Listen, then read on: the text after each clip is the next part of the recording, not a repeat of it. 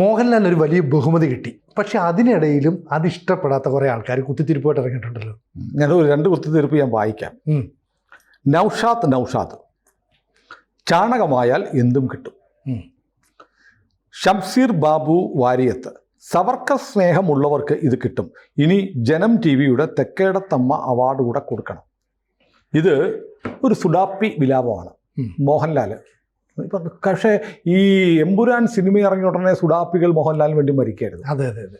പക്ഷേ നോക്കൂ, മോഹൻലാലിന് ദാദാ ഫാൽക്കെ പുരസ്കാരം, ഇന്ത്യയിലെ ഏറ്റവും വലിയ അഭിനയ പ്രതിഭയ്ക്കുള്ള, ഇന്ത്യൻ സിനിമയ്ക്ക് ഏറ്റവും വലിയ സംഭാവന കിട്ടിയ ആൾക്കുള്ള അവാർഡ് കിട്ടിയപ്പോൾ ഇതേ സുഡാപ്പികൾ ലാലേട്ട ചക്കരെ എന്ന് പറഞ്ഞു നിന്നവർ മോഹൻലാലിനെ ചീത്ത പറയുന്നു. ഇതിനകത്ത് അപ്പോൾ നോക്കൂ, ശരിക്കും അവരന്ന് സപ്പോർട്ട് ചെയ്തത് മോഹൻലാലിനെ അല്ല, ആ സിനിമയിലൂടെ പ്രൊമോട്ട് ചെയ്യപ്പെട്ട സുഡാപ്പി ആശയത്തിനാണ് അവർ സപ്പോർട്ട് ചെയ്തത്. ആ സുഡാപ്പി ആശയത്തിന് മോഹൻലാൽ നിന്ന് കൊടുത്തപ്പോൾ അവരൊക്കെ, അല്ലെങ്കിൽ അവർ സപ്പോർട്ട് ചെയ്തത് പൃഥ്വിരാജിനെയാണ്. കാരണം അല്ലെങ്കിൽ ഓരോ മലയാളിയും അഭിമാനിക്കേണ്ട മുഹൂർത്തമാണ് രാജ്യത്തെ പരമോന്നത സിനിമാ പുരസ്കാരം, അല്ലേ? സമഗ്ര സംഭാവനയ്ക്കുള്ള പുരസ്കാരം മോഹൻലാലിന് കിട്ടുമ്പോൾ സകല മലയാളിയും അഭിമാനിക്കേണ്ടതാണ്. അതെ അതെ. അപ്പോൾ എന്തുകൊണ്ടാണ്? സിമ്പിളാണ്, കാഫിർ എന്നും കാഫിർ തന്നെയാണ്. മനസ്സിലായോ? അപ്പോൾ അതാണ് പ്രശ്നം. പിന്നെ പല കാര്യങ്ങളുണ്ട്, മറ്റു പലർക്കും കിട്ടാതെ മോഹൻലാലിന് കിട്ടിയത് പ്രശ്നമുണ്ട്, അല്ലേ? അപ്പോൾ അതിനെക്കുറിച്ച് ഇപ്പം ആദ്യം നേരത്തെ പറയുന്നത്, ഇപ്പം മധു വളരെ സീനിയറായിട്ടുള്ള ആക്ടറാണ്. 10-12 സിനിമ സംവിധാനം ചെയ്തു, 400ഓളം സിനിമയിൽ അഭിനയിച്ചു. അപ്പം മധുവിന് കൊടുത്തില്ല, സീനിയറായ മധുവിന് കൊടുത്തിരുന്നുവെങ്കിൽ മോഹൻലാലിന് ഇനിയും അവസരമുണ്ടല്ലോ. അതാണ്. അപ്പോൾ സീനിയോറിറ്റി നോക്കുകയാണെങ്കിൽ ആദ്യം മധുവിന് കൊടുക്കണം, പിന്നെ മോഹൻലാലിനേക്കാൾ സീനിയറായ വേറെ ആരെങ്കിലും ഒക്കെ ഉണ്ടെങ്കിൽ അവർക്ക് കൊടുക്കണം, അത് കഴിഞ്ഞിട്ട് പിന്നെ മോഹൻലാലിന് കൊടുത്താൽ മതി എന്നൊരു ലോജിക്കുണ്ട്. അങ്ങനെയാണെങ്കിൽ മോഹൻലാലിനെക്കാട്ടി സീനിയറല്ലേ മമ്മൂട്ടി? അതെ. അപ്പോൾ മോഹൻലാൽ ഇനിയും സമയമുണ്ട് എന്ന് പറഞ്ഞ് വെക്കൽ കൂടിയാണത്. അപ്പോൾ അതവിടെ നിൽക്കട്ടെ. അതിന് ആ മറുപടി അവിടെ നിൽക്കുന്ന കൂടാതെ ഞാൻ ഇന്നലെ മോഹൻലാലിന് ഈ ഫാൽക്കെ പുരസ്കാരം എന്നുള്ള അറിഞ്ഞ ഉടനെ അഭിമാനം എന്ന് പറഞ്ഞിട്ട് പോസ്റ്റ് ഇട്ടു. എൻ്റെ പോസ്റ്റ് താഴെ ചില സംഘി സുഹൃത്തുക്കൾ വന്നിട്ട് പറഞ്ഞു, ബ്ലോക്ക് ചെയ്യും, എന്നെ ബ്ലോക്ക് ചെയ്തു. കാരണം വേറൊന്നുമില്ല, സമീപകാലത്ത് ലാലേട്ടൻ എടുത്ത ചില നിലപാടുകൾ, അദ്ദേഹത്തിന് വേണ്ടി മരിക്കാൻ തയ്യാറായി നടന്ന ഹിന്ദുക്കളായിട്ടുള്ള അല്ലെങ്കിൽ സംഘപരിവാർ അനുഭാവികളായിട്ടുള്ള ഒരുപാട് പേരെ വല്ലാതെ വേദനിപ്പിച്ചു. നമുക്ക് വല്ലാത്ത ഭയങ്കര ഇഷ്ടമാണ് മോഹൻലാലിനെ. മോഹൻലാൽ എന്ന് പറഞ്ഞാൽ, ഞാൻ ഈ കഴിഞ്ഞ ദിവസം ഹൃദയപൂർവ്വം എന്നുള്ള സിനിമ കണ്ടു. ഞാൻ അങ്ങനെ മോഹൻലാലിനെ നോക്കിയിരിക്കുകയാണ്. എന്താ മോഹൻലാൽ? കഴിഞ്ഞ തുടരും സിനിമ മുതൽ ഇങ്ങോട്ട് നമുക്ക് മോഹൻലാലിനെ തിരിച്ചു കിട്ടി, അല്ലേ? എമ്പുരാൻ സിനിമ വന്നപ്പോൾ നമുക്കൊക്കെ വല്ലാത്ത വേദനയുണ്ടായി. ഞാനിപ്പോഴും വിശ്വസിക്കുന്നത് മോഹൻലാലിനെ ചതിച്ചതാണെന്നാണ്. മോഹൻലാൽ മാന്യനായതുകൊണ്ട്, അദ്ദേഹത്തിൻ്റെ കുലീനമായ സംസ്കാരം കൊണ്ട്, അദ്ദേഹം ഒരു സനാതനി ആയതുകൊണ്ട് അദ്ദേഹത്തെ ചതിച്ച ആളുടെ പേര് അദ്ദേഹം പറയുന്നില്ല എന്നുള്ളൂ. അത് നമ്മുടെ പ്രേക്ഷകരൊന്നും മനസ്സിലാക്കണം എന്നാണ് എൻ്റെ അഭിപ്രായം. മോഹൻലാലിനെ ചതിച്ചതാണ്. മോഹൻലാൽ എല്ലാവരും വിശ്വസിക്കുന്ന ഒരാളാണ്. അപ്പോൾ ആ സിനിമ ഷൂട്ട് ചെയ്തു, ഇങ്ങനെയാണെന്ന് അദ്ദേഹം അറിഞ്ഞിട്ടില്ല. നമ്മളിപ്പോഴും ഓർക്കുന്നുണ്ട്, നമ്മൾ അന്ന് ആ സമയത്ത് നമ്മൾ ലാലേട്ടനെതിരെ നമുക്ക് അത്ര വിഷമം ഉണ്ടായിരുന്നു. കേരളത്തിലെ ഹിന്ദുക്കളായിട്ടുള്ള ലാലേട്ടൻ എന്ന് പറഞ്ഞ് ഈ മലയാള സിനിമയിൽ 2-3 സൂപ്പർ താരങ്ങളുടെ പേരിൽ ഇങ്ങനെ ചേരി തിരിഞ്ഞു നിൽക്കുകയും അതിനൊരു വർഗീയ പരിവേഷം ഉണ്ടാവുകയും ചെയ്തപ്പോൾ ലാലേട്ടനെ നെഞ്ചിൽ ഹൃദയത്തിൽ ഇങ്ങനെ കൊണ്ടു നടന്ന ആളുകൾക്ക് വല്ലാതെ മുറിവേറ്റു. അത് ലാലേട്ടനും അറിയാം. ചില സന്ദർഭങ്ങളുണ്ട്. ഒന്ന് ഈ പറഞ്ഞതുപോലെ അയോധ്യയിലെ ശ്രീരാമക്ഷേത്രത്തിൻ്റെ പരിപാടി, പിന്നെ നരേന്ദ്രമോദി ഈ പൊണ്ണത്തടിക്കെതിരെയുള്ള ഒരു ക്യാമ്പയിന് മോഹൻലാലിനെ ഉൾപ്പെടുത്താൻ ശ്രമിച്ചപ്പോൾ അതിൽ അദ്ദേഹം പങ്കെടുത്തില്ല എന്ന് പറയുന്നൊരു വിവാദം. ഈ രാമക്ഷേത്രത്തിൻ്റെ കാര്യത്തിൽ വല്ലാത്ത മുറിവുണ്ടായി.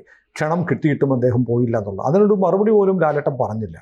പിന്നീട് എമ്പുരാൻ എന്നുള്ള സിനിമ വന്നപ്പോൾ ഈ ഹിന്ദു ഭീകരത, ശൂലം ഭ്രൂണം എന്നൊക്കെ പറയുന്ന ആശയം, പിന്നീട് ലഷ്കർ ഭീകരന്മാരെ വെള്ളപൂശുന്ന തരത്തിലുള്ള ഒരു സിനിമ വന്നപ്പോഴത്തേക്ക് ഇതെല്ലാം കൂടെ ചേർന്ന് മോഹൻലാലിന് വേണ്ടി മരിക്കാൻ നിന്ന അദ്ദേഹത്തിൻ്റെ സിംഹാസനം ഉറപ്പിച്ച് വെച്ചിരുന്ന ആളുകൾക്ക് വല്ലാത്ത മുറിവേറ്റു.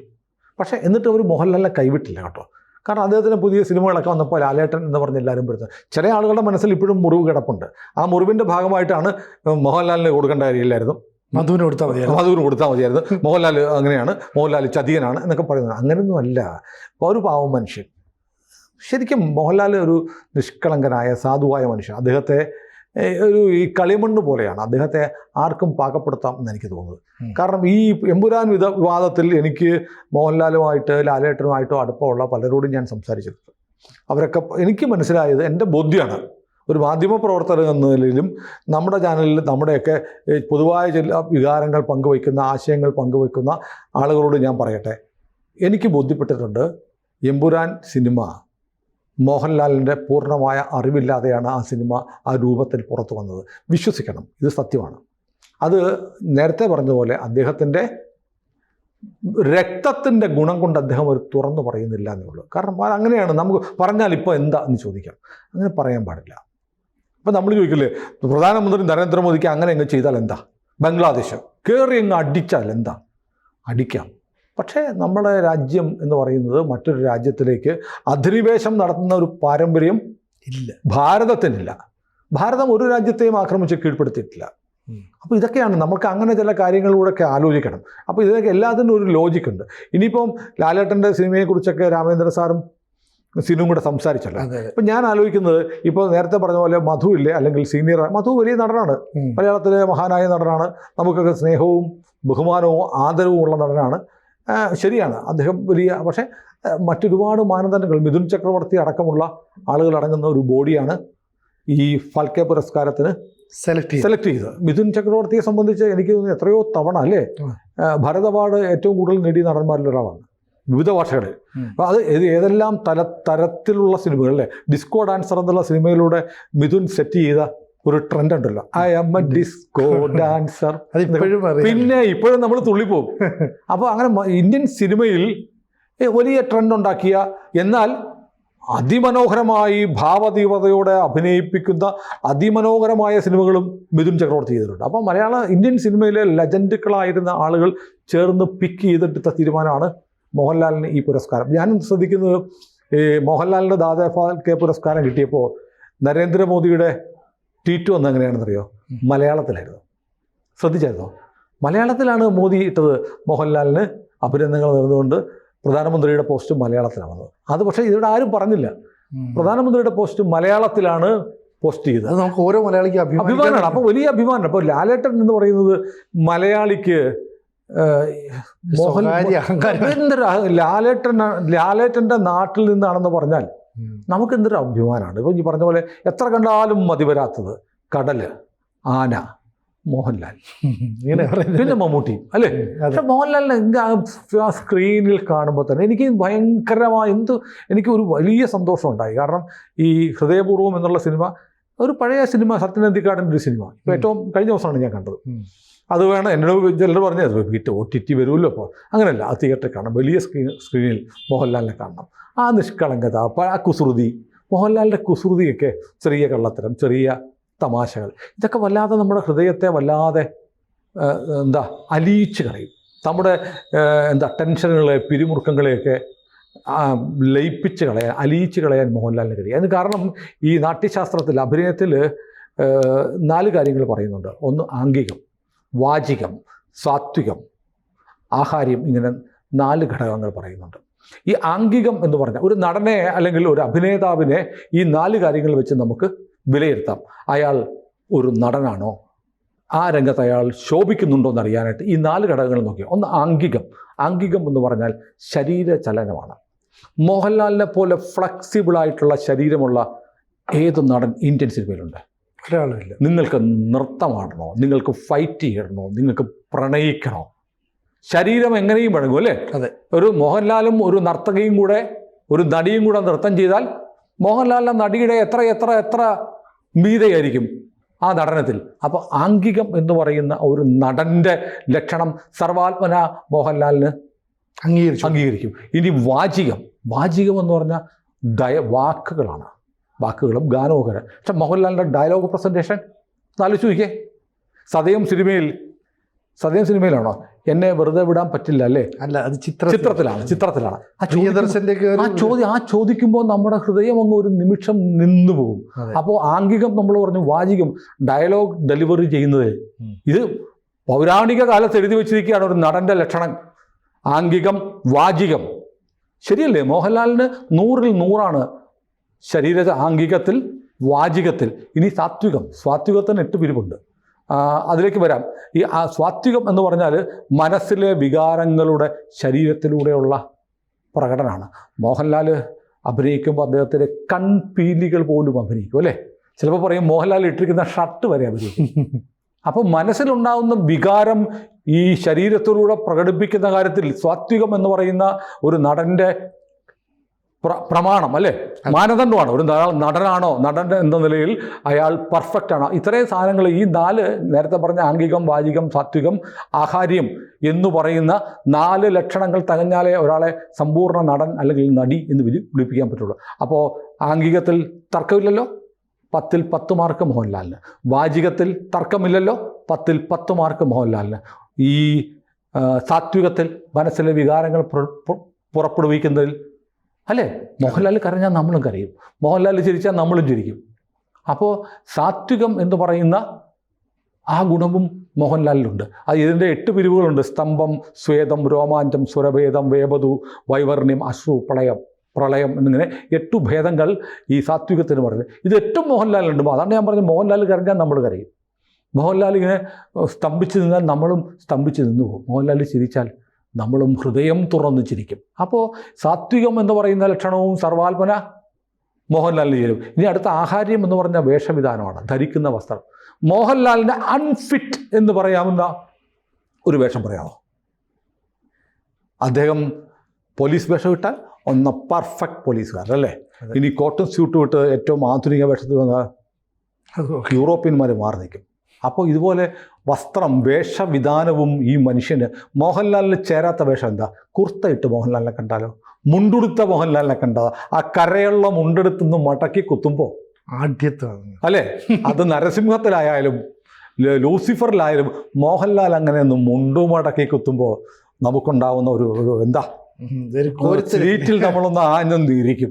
അപ്പോൾ ആഹാര്യം എന്ന് പറയുന്ന വേഷവിധാനവും മോഹൻലാലിനടങ്ങും. അപ്പോൾ ഈ 4 ലക്ഷണങ്ങളും സർവാത്മന ചേരുന്ന ഒരേ ഒരു നടൻ മലയാളത്തിൽ മോഹൻലാലാണെന്ന് ഞാൻ പറഞ്ഞാൽ മറ്റുള്ളവരോട് ക്ഷമിക്കണം. കാരണം അതുകൊണ്ടാണ് മോഹൻലാലിനെ ദ കംപ്ലീറ്റ് ആക്ടർ എന്ന് പറയുന്നത്.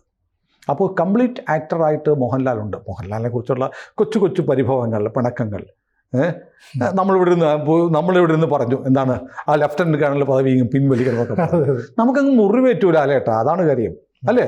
എല്ലാ മോഹൻലാലിനെ നമ്മൾ സ്നേഹിച്ചിട്ട് നമ്മുടെ ചങ്കത്തേക്കൊരു കത്തി കുത്തി ഇറക്കിയതുപോലെ തോന്നിപ്പോയി. അതുകൊണ്ടാണ്. പക്ഷേ ലാലേട്ടനെ അതിൻ്റെ പേരിൽ നമുക്ക് മാറ്റി നിർത്താൻ പറ്റില്ല. കാരണം നമ്മുടെ ചോര എടുത്ത് പരിശോധിച്ച് നോക്കിയാൽ അത് ഓരോരോ കാര്യങ്ങൾ, ബ്ലഡിനകത്ത് ഒരുപാട് കാര്യങ്ങൾ, അതിനകത്ത് ഒന്നുകൂടെ കാണും മോഹൻലാൽ ഉണ്ട്, ഉറപ്പുണ്ട്.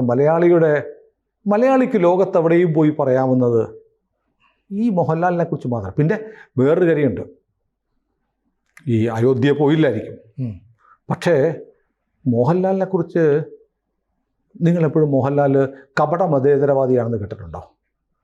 അദ്ദേഹം വിശ്വാസിയാണ്, ക്ഷേത്രങ്ങളിൽ പോകുന്ന ആളാണ് അല്ലേ.